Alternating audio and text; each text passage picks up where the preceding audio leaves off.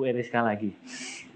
Ini Bu, terkait dengan berarti kan setelah belajar holistik, berarti coba mengaplikasikan baik itu ke keluarga atau ke klien-klien juga yang kemudian Bu Eriska juga apa menangani juga ya, menangani juga klien.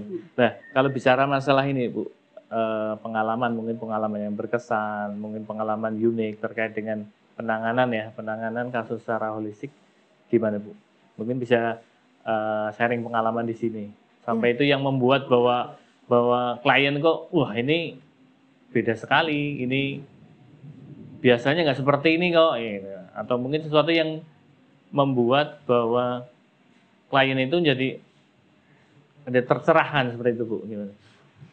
Ya kalau sebenarnya untuk ibaratnya untuk pengaplikasian ke pasien sih sebenarnya. Ya kita kadang gini, kadang pasien itu sakit, mereka datang dengan banyak keluhan sih ya, banyak keluhan yang mereka datang ke kita gitu, datang ke kami untuk selain untuk konsultasi juga untuk dia terapi gitu kan. Dengan banyak keluhan-keluhan itu, dengan apa yang kita dapat di holistik, apa yang kita dapat selama ini di pembelajaran yang sering disampaikan oleh Pak Puji itu kan, oh ternyata itu orang sakit itu tidak hanya organnya aja yang sakit itu. Ternyata ada runtutan-runtutan yang menyebabkan sehingga ini menjadi sakit. Ya memang untuk akhir-akhir ini saya banyak menangani kasus-kasus yang terutama di urat saraf, terutama di HNP ke bawah. Dan itu juga pengalaman kemarin lebih-lebih tadi ke bulan apa itu ibu sakit gitu kan, ibu sakit sampai saya sendiri sama Pak Eko juga sampai bingung gitu kan. Kita berusaha untuk sering menangani pasien banyak yang baik, tapi kepada ibu sendiri kok malah tidak bisa itu kan. Itu sampai 3 kali ke rumah sakit, sampai di rumah sakit pun kita berusaha untuk mengaplikasikan apa yang ada di holistik, sehingga ya makanan apa yang ada di rumah sakit ternyata ibu setelah berada di rumah sakit ya kalau dari segi cairan dia bagus, tapi dari segi setelah itu malah tidak bisa jalan gitu. Pulang dari rumah sakit 3 hari ibu ya awalnya vertigo, awalnya kan muntah-muntah itu kan, dia dehidrasi, muntah-muntah habis dari sawah, tidur siang, habis itu dia muntah-muntah sampai tidak sadar gitu. Jam tengah 4 pagi kita larikan ke rumah sakit karena ini butuh pertolongan infus itu kan. Sampai di rumah sakit ada tindakan, ya setelah itu vertigonya berkurang, dia bisa duduk, udah tidak pusing, udah tidak gitu kan. Tapi setelah itu habis 2 hari di rumah sakit, ibu malah merasakan nyeri di area HNP gitu kan. Di area HNP dia merasakan nyeri sampai tidak bisa, jadi tidak bisa jalan. Awalnya masih bisa berdiri, tak apa-apa itu masih bisa. Tapi semakin ini dikasih obat dari rumah sakit, ya kan otomatis kan langsung ke obat saraf kan itu, karena yang langsung ke dokter sarafnya itu kok enggak semakin sembuh, semakin parah gitu. Terus kita cek dari makanan yang ada di rumah sakit, setelah kita mengaplikasikan apa yang ada di holistik itu, kita makanan yang ada di rumah sakit enggak kita berikan. Biasanya waktu itu yang nunggu aku sama Pak Eko aja. Terus Bapak itu khusus hanya mengantar makanan ke rumah sakit. Jadi semua kita suplai dari makanan dari rumah semua. Setelah kita melihat sindromnya ibu seperti ini, oh ternyata ibu kena serangan lembab dingin karena berarti ini makanan di rumah sakit itu kan tersedianya jus, terus bubur gitu kan, terus ya makanan itu buah gitu kan, ya standar masakan rumah sakit itu kan seperti itu. Dan semua kita suplai dari rumah gitu kan. Ya alhamdulillah 3 hari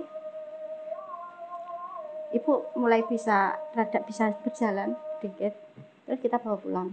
Tapi masih mengonsumsi obat yang dari dokter itu. Obat ini masih kita teruskan lagi sampai di rumah, masih kita teruskan. 2 hari di rumah, ibu malah tidak bisa jalan. Malah semakin merasakan nyeri di HNP-nya. Udah sampai kita bawa lagi, kita ronsen gitu sampai di area HNP-nya kita ronsen ke dokter ortopedi kan. Kita minta rujukan dari dokter ortopedi. Pikir saya sampai kok ada mungkin yang bermasalah di tulang belakang ya, di tulang belakang ada masalah. Setelah itu kita ada ronsen, hasil ronsennya. Setelah kita bawa ke dokter ortopedi, hasil ronsennya tidak begitu ada masalah gitu kan. Tidak ada masalah, yang berarti hanya waktu itu spondilosis lumbaris gitu kan. Berarti ada pikir aku ya ini di bagian mungkin bantalan di sendi itu kan ya, bantalan sendi. Terus untuk di pengapuran juga tidak ada yang bermasalah. Itu udah dari dokter itu kita bawa pulang lagi. Malah 2 hari di rumah tidak bisa tidur, ngocok dari rumah tidak bisa tidur. Tidak bisa tidur, ya kita bawa lagi ke rumah sakit lagi ya. Kita pondokkan di rumah sakit yang berbeda, yang mana kita ada dokter ortopedi, kita bawa lagi ke rumah sakit. Habis itu di sana yang penting ibu bisa tidur. Intinya ibu butuh tidur dulu, istirahat bisa tidur gitu. 3 hari di sana ya bisa tidur, tapi habis itu malah tangan jadi tidak bisa gerak. Ya udah kita habis itu kita bawa pulang lagi. Habis pulang yang paling parah terakhir itu malah yang terakhir sampai ibu sudah pasang selang, sudah pasang semua itu kan. Waktu itu prediksi dari dokter itu ibu itu sudah ini kan kakinya bengkak, ini ginjalnya kena, jantungnya kena, karena ibu juga kuning karena mungkin kurang materi darahnya kan setelah itu kurang materi darah. Ini juga hepatitis. Nah itu aku sama Pak Kak, ini semua di ronsen, semua dicek. Terus hasil dari cek tuh tidak ada apa-apa. Hasilnya hanya dari dokter, kan rujukan langsung dokter bedah waktu itu. Ini hanya ada penumpukan feses itu. Penumpukan feses, ya memang ibu 14 hari itu BAB kurangan. Karena memang ya karena kurang energi. Kita juga waktu itu berusaha dengan cara holistik tapi masih mentok gitu kan, masih mentok ini ada di mana permasalahannya, tidak ada di mana, kita sendiri kan masih bingung waktu itu. Ya udah kita terus malam ibu bisa BAB itu pagi, malam jam 10 Pak Iko ditelepon sama dokter, ternyata ibu ini kekurangan natrium dan ini harus ditambah dengan albumin. Nah dari situ kita baru paham, oh ilmu holistiknya ketemunya di sini loh. Oh ini berarti ibu itu kurang nutrisinya tidak terbentuk sehingga terjadi masalah yang waktu itu. Nah kita pelajari itu di rumah sakit. Dan ibu tidak bisa kan itu obat sekali masuk 2 jenis itu.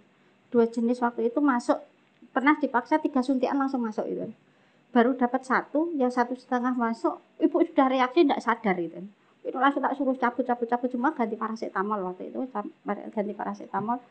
Sudah sama Pak Eko langsung nembusi di pihak perawat, ibu jangan dikasih, ibu saya jangan dikasih sekali minum obat 2 jenis, tidak bisa.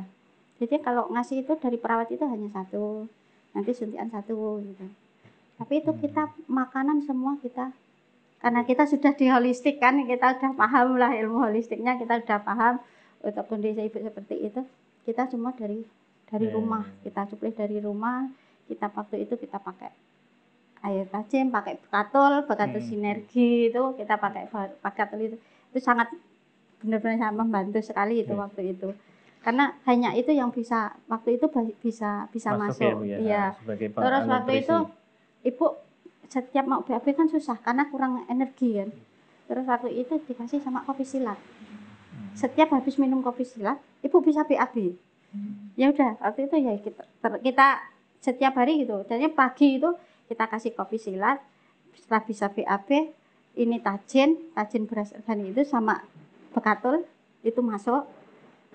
Jadi semua dari rumah kita semua. Ya, berarti modifikasi makanan dari rumah ya. Iya, dari rumah. Makanan dari yang disuntikkan lewat apa itu selang itu. Ya. Kadang enggak kita masuk, ibu gimana bisa nyedot. Udah bisa nyedot kan 3 hari setelah masuk albumin itu. Ibu sudah bisa kelihatan wajahnya rada memerah gitu. Habis itu ya itu semua kita coba dari Ya masuk pertama ya itu kopi silat sama bekatul itu sama tajin waktu itu. Ya itu ibu masuk dulu. Nah itu setelah 7 hari di rumah sakit, dari dokter bedah oper ke dokter dalam, kembali lagi ke dokter bedah, oper lagi ke dokter saraf. Sampai di dokter saraf kan ibu masih merasakan nyeri sini. Ada dari dokter saraf bilang, Bu, ini hanya sembuhnya hanya dengan kesabaran. Nah itu ya udah Bu, kita pulang aja, kita terapi dari rumah itu, kita terapi di rumah dengan kita bawa pulang. Waktu itu 2 hari berikutnya, pasien tanggal 26 itu mau kontrol, Pak Puji tanggal 25 datang. Ini Bu permasalahannya di mana? Ya ternyata setelah dicek, oh ini ternyata ibu ini harus dibentuk nutrisinya dulu. Nutrisinya dibentuk, energinya nanti kembali, insya Allah ibu bisa jalan. Itu sempat ada benjolan di sini, ada stagnasi kan, ada bahan anti energi. Jadi di sini ada benjolan segini tuh. Itu enggak tak bilang nih sama pihak rumah sakit, enggak bilang aku kalau di sini ada benjolan itu. Udah tak sampai Pak Uji ini coba di terapi dengan ini, tapi nutrisi masuk dulu, semua nutrisi masuk. Obat dari rumah sakit semua stop. Yang masuk pun yang dari kita dari APT sendiri itu ya semua bentuk nutrisi semua, ya masuk nutrisi semua. Karena mungkin berdasarkan analisisnya berarti ada nutrisi yang memang waktu itu kan kekurangan nutrisi ya berarti itu ya.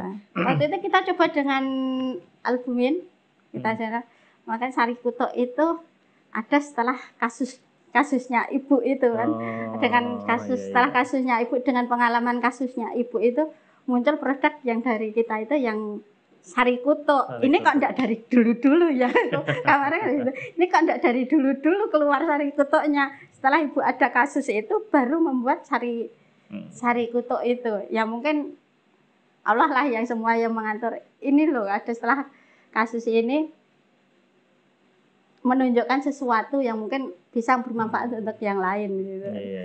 Ya dari situ kita terus ilmu, ternyata memang ilmu yang kita pelajari yang berada di holistik ini sangat-sangat luar biasa membantu.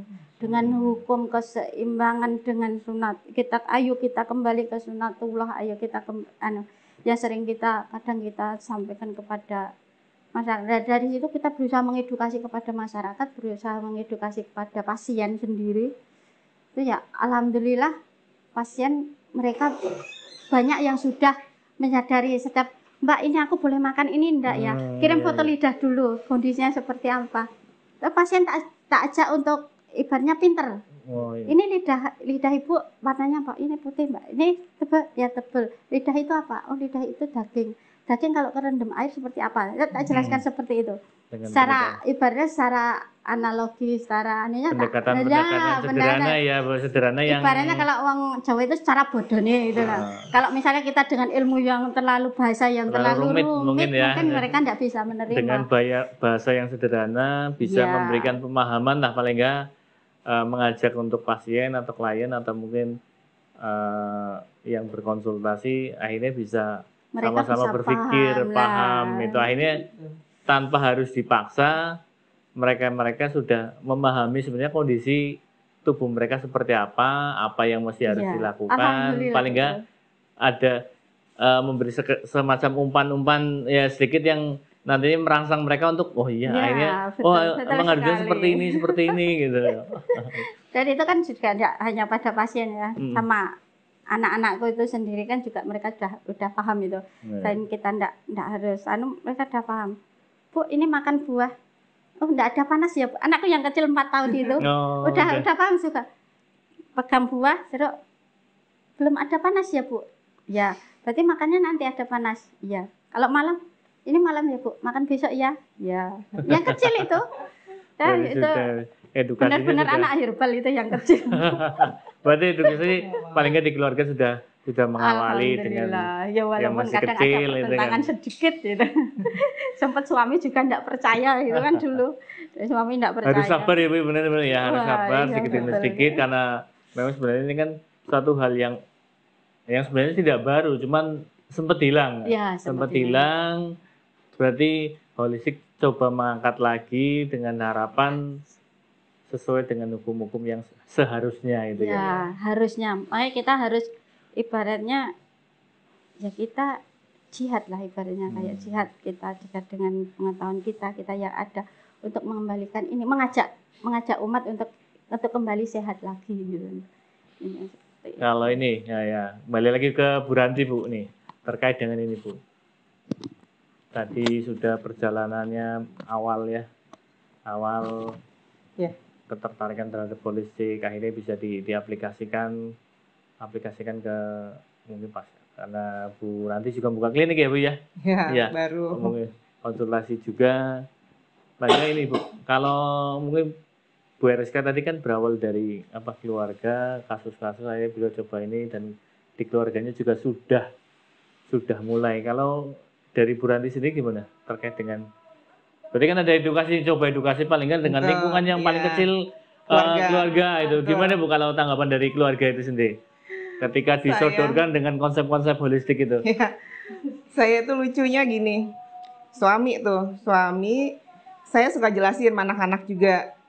Udah kita mulai hari ini setelah saya belajar itu ya dan meyakini gitu kebenarannya, kalau kita saat ini lagi musim hujan jangan minum air dingin gitu. Saya awal-awal gitu dulu karena suami saya itu suka minum nyetok gitu ya, kulkas itu air es minuman di kulkas gitu ya, dingin, terus tuh minum air kelapa muda. Sementara saya tahu setiap dia pagi itu dia mesti bangkis ya.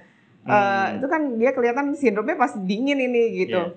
Tapi suami saya tuh suka kalau dari biasanya orang terdekat tuh nggak diyakinin beliau gitu. Iya. Terus saya iniin gitu pelan-pelan gitu. Nah, mana ada sih yang namanya halal ya halal kata beliau gitu. Terus tapi diam-diam ternyata tanpa sepengetahuan saya itu beliau membuka YouTube gitu. Itu kan udah ada ya 2018 sudah ada YouTube Pak Puji misalnya yang di Balikpapan kayak gitu-gitu. Terus saya kaget kan kok dengar suara apa gitu saya nih kayak ada orang lagi nonton itu. Iya gitu. Terus tapi saya diemin aja gitu. Terus beliau diam-diam udah mulai ngurangin tuh yang namanya air kelapa, udah nggak diminum lagi. Pagi-pagi udah nggak, kurang lah bangkisnya udah nggak ada lagi gitu. Saya kayaknya aduh bersyukur banget kan. Jadi sebagai bapak kan contoh sama anak-anaknya karena beliau suka nyetok gitu. Anak-anaknya pasti tergoda lah gitu kan namanya anak-anak kan. Terus akhirnya ya itu kita udah nggak sama sekali nyetok-nyetok kayak gitu. Kadang-kadang anak-anak juga itu seperti pengalaman Bu Eriska tadi. Makan itu udah mulai, Bun ini dingin ya Bun gitu. Gitu. Ini nggak bisa ya di aku ya. Yang usah gitu. Panas, dingin, lembab, kering gitu ya. Pada malam hari, buah nggak ya Bun ya? Nggak gitu. Udah mulai inilah gitu. Udah mulai terus ke orang tua juga gitu. Ke ibu saya. Banyak banget ya aturan nih ya. Ya bukan aturan, sebenarnya itu udah dari dulu dicontohin Rasulullah, cuman kita aja yang belum sampai, saya bilang gitu. Karena ini ya pokoknya alami banget deh gitu, nggak menentang sunatullah gitu, ilmu ini gitu. Ya ibu saya juga diabetes yang lama gitu, udah mulai merubah pola makannya. Tadinya beliau juga gitu, namanya yang lembab-lembab, makan lembab tuh masih dimakan berkurang. Udah itu dulu aja, pokoknya saya nggak memaksain lah. Selama beliau masih mau ya udahlah biar sama orang tua, saya juga nggak memaksakan. Ya gitu deh pokoknya Mas. Yang dari sekitar saya. Sekitar ya, berarti sampai ke teman-teman saya gini. Karena suka saya sampaikan gitu kan tentang makan-makan seperti itu. Jadi mereka kadang-kadang nelpon, berarti ini saya makan ini boleh nggak? Saat ini kondisi saya begini. Saya sampai mereka tuh karena kata dokter begini, saya tapi yakin memberhenti deh. Ya, sampai begitu kan saya. Terus ya saya tetap menerangkan gitu. Ya kondisi ibu begini. Ibu coba pikir aja kalau keadaannya begini, pantas nggak ibu makan ini? Enggak sih. Ya udah terjawab saya bilang. Dan mereka meyakini langsung dengan keadaan saat itu makanan kalau dimakan jadinya akibatnya malah bukannya bagus, malah drop kan mereka menjawab sendiri kan pertanyaan mereka itu lebih saya pikir lebih baik gitu. Peran makanan ya, ini lebih Betul. peran makanan lebih Betul. mencoba memberikan porsi lebih, bahwa makanan itu juga bisa menyebabkan penyakit juga ya kalau ketika Salah tidak penempatan. pas, salah penempatan. Jadi bukan hanya mungkin obat aja yang salah, tapi makanan yang salah juga efeknya juga sama juga ya, kadang-kadang Iya. bisa membahayakan juga. Ini Bu, yang mungkin yang terakhir terkait dengan harapan ya, harapan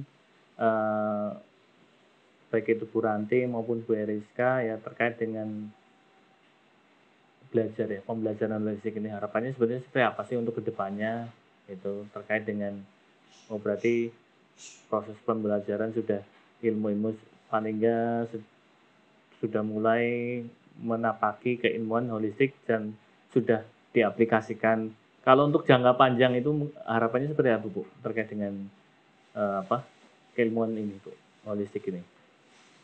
Kalau untuk saya nggak muluk-muluk ya Mas. Paling nggak orang-orang teredukasi bahwa tahu bahwa ada pola hidup yang seimbang, yang sesuai sunatullah gitu, sehingga mereka hidup sehat, dan saya bisa menyampaikan itu sebagai amal saya kelak nanti di akhiratnya udah gitu aja gitu, simple. Simple tapi dalam Bu, itu Bu, itu kan. Ya. Iya. Kalau untuk Bu ini Bu Eriska sendiri Bu, gimana Bu?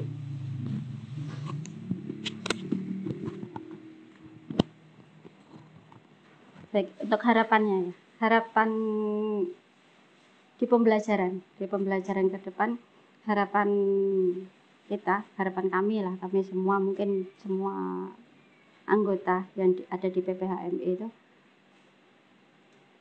ini terus kita lakukan terus pembelajaran. Karena apa? Kasus itu pasti akan selalu ada itu. Kasus yang kita hadapi itu tidak, oh ini nanti kita udah stop di sini aja, enggak. Tapi ini nanti ada lagi, oh ini kita akan ada lagi masalah ini lagi. Dan ini tidak akan pernah habis, ilmu ini tidak akan pernah habis. Dan kita harus tetap ini diupdate terus, kita perlu diupdate. Mungkin modul itu nanti tidak hanya sampai 5, mungkin sampai 6, 7, 8, 9, 10 lah itu ibaratnya. Dan itu ibaratnya akan semakin runtut lagi gitu untuk kedepannya itu. Jadi kita perlu mungkin secara berkala mungkin berapa bulan sekali atau kalau 1 tahun kita kesuwen ya. 1 tahun kayak kesuwen gitu kan, kelamaan gitu kan. Masa kita mau belajar nunggu 1 tahun, kasus saja 1 tahun banyak kasus. Misalnya kayak kemarin corona itu kan juga banyak kasus yang kita hadapi, kadang kita mentok dengan kasus itu. Tapi ya alhamdulillah itu kan ibaratnya kita bisa melalui itu dengan cara kita secara holistik bisa membantu teman-teman yang terkena corona itu dengan cara-cara holistik gitu, dengan cara kita menata pola makannya itu loh. Makanya ini mungkin pembelajaran ke depan itu perlu terus kita gali terus, permasalahan ini kita gali, kita perbaharui terus dari tim, mungkin ya dari bagaimana ini terus kita gali terus. Bukan kita mau fokus oh ini terapinya ini, terkadang kan orang belajar pengennya ini loh terapi ini, kita langsung dapat ilmunya besok praktek gitu kan. Enggak. Tapi kalau kita jauh itu kan terserahlah kalian mau terapinya apa, yang penting ini loh tertata, analisanya ini tertata, diagnosanya benar dengan hukum ini. Kalau terapinya mau apa terserah lah gitu. Ibarat kita pas menempatkannya gitu. Nah ini harapan mungkin dari teman-teman kita mungkin tidak sama ya, berarti dan teman-teman yang lain terus diadakan atau berapa bulan sekali. Berarti lebih ke iya. Iya. Dalam arti memang ada tanggung jawab edukasi di situ ya Bu ya. Iya, ada tanggung jawab dari tim harapannya juga, itu. Masyarakat juga lebih sehat juga, lebih paham prinsip-prinsip sehat itu, bahwa sehat itu ya mulai dari diri sendiri gitu ya. Yang pasti ya paham prinsip-prinsip yang benar seperti apa, yang pas seperti apa. Dengan ada prinsip-prinsip yang selama ini mungkin diyakini, wah ini kayaknya perlu ada sedikit koreksi karena memang belum memberikan manfaat maksimal, karena masing-masing tubuh yang merasakan bahwa ini manfaatnya bagus atau ini kurang manfaat atau mungkin justru membahayakan. Misalnya kan tantangan juga nanti ke depan itu kan banyak juga tantangan yang kita hadapi itu kan. Mungkin dari yang berseberangan dengan kita, yang itu kan banyak juga tantangan yang harus kita hadapi juga. Kalau kita tidak menyiapkan ibarat diri kita anggota dari PPHMI itu kita ilmunya tidak kita bekali dengan benar-benar, itu kan juga kita mau ibaratnya mau meluruskan juga ilmu kita pas-pasan gitu kan, nggak bisa juga itu ibaratnya. Teman-teman saling melengkapi dengan saling mengingatkan Ya, juga, betul. itu saling menguatkan juga. Ya terima kasih nih sharing-sharingnya, insya Allah banyak manfaat lah yang bisa diambil dari sahabat holistik. Mungkin bagi sahabat holistik atau masyarakat luas yang masih penasaran dengan apa itu holistik atau seperti apa, silahkan aja nanti ikut aja ya konten-konten kita di Holistic TV. Insya Allah yang kita coba sajikan adalah manfaat dan manfaat, karena hidup terlalu singkat untuk disia-siakan. Iya, betul. Ya, sampai ketemu lagi. Terima kasih atas kedatangannya Bu Eriska dan terima Bu Ranti kasih ya. untuk semua tim yang telah menerima kami. Sampai ketemu lagi sahabat holistik sekalian. Assalamualaikum warahmatullahi wabarakatuh. Waalaikumsalam warahmatullahi wabarakatuh.